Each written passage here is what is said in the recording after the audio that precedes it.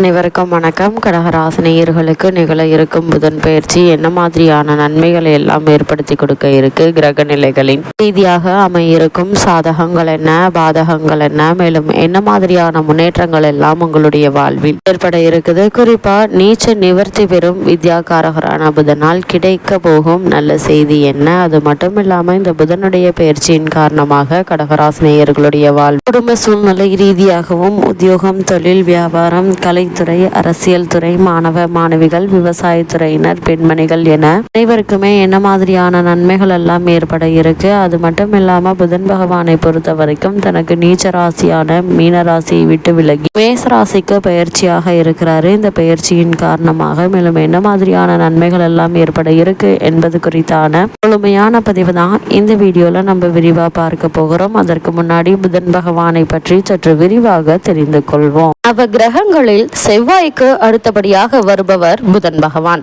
மனிதனாக பிறந்து மனோதிடம் மற்றும் உடல் வலிமையுடன் இருப்பது மட்டும் போதாது. மனிதர்களுக்கு வரமாக இருக்கும் இவற்றை அவர்கள் பயன்படுத்தி தன் இனத்தின் முன்னேற்றத்திற்கும் மற்ற இனத்தின் அழிவில் இருந்து அவைகளை காப்பாற்ற வேண்டும். அதற்கு அவர்கள் மதிநுட்பத்துடன் செயல்பட வேண்டும். மதிநுட்பம் பெருக வேண்டுமாயின் பல கலைகளை கற்று தேர்ச்சி பெற வேண்டும். சில கலைகளை குருவில்லாமலும் பல கலைகளை குருவிடமும் இருந்து மட்டுமே கற்றுக்கொள்ள முடியும். எந்த குருவினுடைய உதவி இல்லாமலும் இறைவனின் அருளால் பல கலைகளை கற்று இன்று கலைக்கு அதிபதியாக உள்ள புதன் பகவானை பற்றி காண்போம். புதனுக்குரிய மலர் வெண்காந்தல், புதனுக்குரிய நிறம் பச்சை, புதனுக்குரிய உலோகம் பித்தளை, புதனின் நவரத்தினம் மரகத பச்சை, புதனின் வடிவம் அம்புக்குறி வடிவம், புதனின் வாகனம் குதிரை, புதனின் ஆதிக்க எண் 5, புதன் சுய ஒளி அற்றவர், பச்சை நிறம் கொண்டவர், புதன் மதிநுட்பத்திற்கு காரணமாவார். உறவு முறைகளில் தாய்மாமன் மற்றும் பங்காளிகள் உறவுகளை குறிப்பவர் புதன். புதனின் தோற்றம் பற்றிய முன்கதை சுருக்கத்தை ஏற்கனவே சந்திரன் வாழ்க்கையில் நாம் அறிவோம். சந்திரனுக்கு தாராதேவிக்கும் பிறந்தவர் புதன். குருவினுடைய மனைவியுடன் இக்குழந்தை வளர விரும்பாத குரு சந்திரனிடம் அக்குழந்தையை ஒப்படைத்தார். சந்திரனும் அக்குழந்தையை தன் 27 மனைவிகளிடம் ஒப்படைக்க அவர்களில் ரோகிணி மற்றும் கார்த்திகை மட்டுமே அதிக அன்புடன் வளர்க்க மற்ற மனைவிகளாலும் தட்ச பிரஜாபதியாகும் சந்திரன் அடைந்த சாபங்களும் சிவபெருமானால் சந்திரன் மோட்சமும் அடைந்தார். ரோகிணி கார்த்திகை இருவரும் புதனை அன்புடன் வளர்க்க ரோகிணியிடம் மட்டும் புதன் அதிக அன்பு கொண்டார். காலங்கள் கடந்து ஓடின. குழந்தையாக இருந்த புதன் வளர்ந்து வாலிபரானார். வாலிப பருவத்தை அடைந்த புதன் தன் பிறப்பை பற்றி அறிந்ததும் தந்தையை வெறுத்தார். தந்தையினால் இதுவரை அனுபவித்த ஆதரவை வெறுத்து இருப்பிடத்தை விட்டு வெளியேறி ஆசிரம வாழ்க்கையை வாழ முடிவெடுத்தார். இமயமலை சாரலில் உள்ள வனத்தை அடைந்து அங்கு தனக்கென்று ஒரு ஆசிரமத்தை அமைத்தார். குருவில்லாமல் பல கலைகளை கற்று தேர்ச்சி பெற முடிவெடுத்தார். காரணம், தன் பிறப்பில் தந்தையான சந்திரன் மற்றும் குருவின் மனைவி தாராதேவி செய்த தவறினால் குருவினை வெறுத்தார். குரு இல்லாமல் சில கலைகளை கற்ற புதன் பல கலைகளை கற்க முடியாமல் தவித்தார். பல கலைகளை குருவினுடைய உதவி இல்லாமல் கற்க வேண்டுமாயின் இறைவனின் அருள் வேண்டுமென எண்ணிய புதன் நாராயணனை நோக்கி தவம் இருந்தார். பல இன்னல்களை கடந்து தவம் புரிந்த புதனின் தவத்தை கண்டு நாராயணன் அவர் முன் தோன்றி அவருக்கு அருள் பாவித்தார். இமயமலை அடிவாரத்தில் கௌரி தடாகம் என்ற இடத்தில் தனது ஆசிரமத்தை அமைத்து நாராயணன் அருளால் குருவே இல்லாமல் சகல கலைகளையும் புதன் கற்று தேர்ந்தார். கலைகளால் பல உயரத்தை அடைந்த புதன் பிறப்பால் பல அவமானங்களை சந்தித்த புதன் தன் தந்தையான சந்திரனுக்கு பின்னால் தனக்கு வரவேண்டிய அனைத்து அரச பதவிகளையும் துறந்து ஆசிரம வாழ்க்கையை மேற்கொண்டார். புதன் தன் தந்தையான சந்திரனை வெறுத்து ஒதுக்கினாலும் பதவிகள் துறந்து ஆசிரம வாழ்க்கையை வாழ்ந்தாலும் சந்திரனின் அழகில் பாதியை கொண்டவராக இருந்தார் புதன்.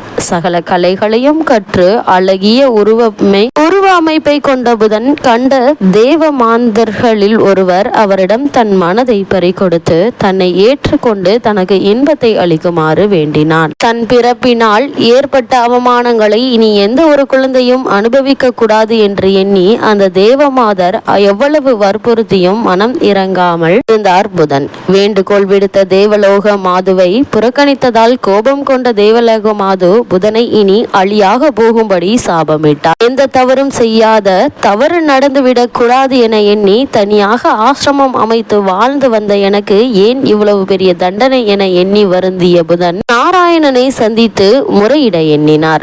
நாராயணனை கண்ட புதன் நடந்த அனைத்து விஷயங்களையும் கூறினார். தேவமாந்தர் விட்ட சாபத்தில் இருந்து நிவர்த்தியாகும் பரிகாரத்தை கேட்டார் புதன். நாராயணன் நடந்த அனைத்தையும் அறிந்து பின் புதனுக்கு உதவினால் எந்த சிறப்பும் பெருமையும் இருக்காது என எண்ணிய நாராயணன் புதனை சிவனிடம் சரணடைய சொன்னார். ஏனெனில் புதன் நாராயணின் அம்சம் ஆவார்.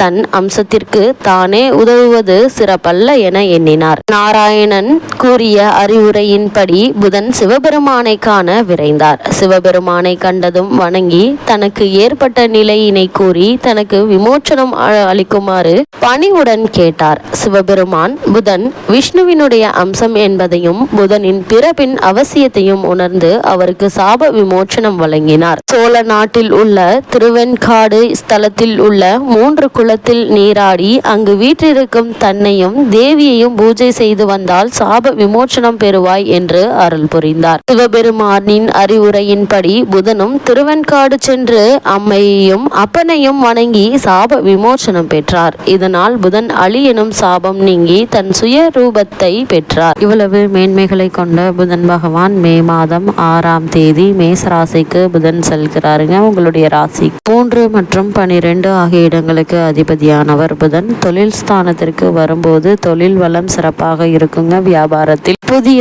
யுக்திகளை கையாண்டு லாபம் சம்பாதிக்க இருக்கீங்க. உத்தியோகத்தில் உங்களுடைய திறமைக்குரிய அங்கீகாரம் கிடைக்கக்கூடிய ஒரு தருணமா இந்த புதன் பயிற்சி காலகட்டம் அமைஞ்சிருக்குதுங்க. அதே போல நண்பர்கள் நல்ல தகவல்களை தருவாங்க. புதிய ஒப்பந்தங்கள் அடுக்கடுக்காக உங்களுக்கு கிடைக்கக்கூடிய வாய்ப்புகள் அதிகம் இருக்கு என்பதால் லாபம் அதிகம் நிறைந்த ஒரு தருணமா தான் இந்த புதன் பயிற்சி காலகட்டம் அமைஞ்சிருக்குது என்பதை கிரகங்களுடைய சஞ்சார நிலைகள் தெளிவாகவும் உறுதியாகவும் எடுத்துக்காட்டுது. பொது வாழ்வில் உள்ளவர்களுக்கு பொது வாழ்வில் இருப்பவர்கள் பிடிவாத போக்கை மாற்றிக்கொள்வது நல்லதுங்க. கடகராசியை சேர்ந்த வியாபாரம் மற்றும் தொழில் செய்பவர்களுக்கு எதிர்பாராத இலக்கை அடைய முடியாதுங்க. உத்தியோகத்தில் உள்ளவர்களுக்கு சக பணியாளர்களால் பிரச்சனைகள் வரலாங்க. கலைஞர்களுக்கு புதிய ஒப்பந்தங்கள் கிடைப்பதில் தாமதம் காணப்படுங்க. மாணவ மாணவிகளுக்கு மறதி அதிகரிக்குங்க. பெண்கள் விட்டு கொடுத்து செல்ல வேண்டிய நேரம் இது என்பதை கிரக நிலைகள் மீண்டும் மீண்டும் உங்களுக்கு அறிவுறுத்துது. வீடு மாற்றம் ஏற்படலாங்க. இதனால் நல்ல ஒரு முன்னேற்றம் ஏற்படுவதற்கான சாத்தியக்கூறுகள் அதிகம் இருக்குதுங்க. அது மட்டும் இல்லாம இதனால் அந்த இடங்கள் புனிதம் அடையுது. எனவே சகோதர ஒற்றுமை பலப்படுங்க. கூட்டாக செய்து வந்த தொழிலை தனியாக செய்து வெற்றி காண இருக்கீங்க. பிள்ளைகளுக்கு வேலை கிடைத்து பெருமை கொள்வீங்க. அவர்களுடைய திருமண வாய்ப்புகள் கை கொடுங்க. இது சம்பந்தமான முயற்சிகள்ல சிறு முயற்சியிலேயே நல்ல ஒரு வரன் அமைவதற்கான சாத்தியக்கூறுகள் அதிகம் இருக்குதுங்க. வெளிநாட்டில் உள்ள நல்ல ஒரு நிறுவனத்தில் இருந்து பணிபுரிவதற்கான அழைப்புகள் வரலாங்க. இதனால் குடும்ப பொருளாதார நிலை உயர்வதற்கான சாத்தியக்கூறுகள் அதிகம் இருக்கு என்பதை கிரகநிலைகள் உறுதியளிக்குது. கடகராசினியர்களுக்கு கிரகநிலைகளின் ரீதியாக கூறப்படும் பரிகாரம் என்ன என்று பார்க்கும்போது சனீஸ்வரர் வழிபாடு சந்தோஷத்தை வழங்கக்கூடிய ஒரு வழிபாடா அமைஞ்சிருக்குது என்பதை கிரகநிலைகள் உங்களுக்கு அறிவுறுத்துது.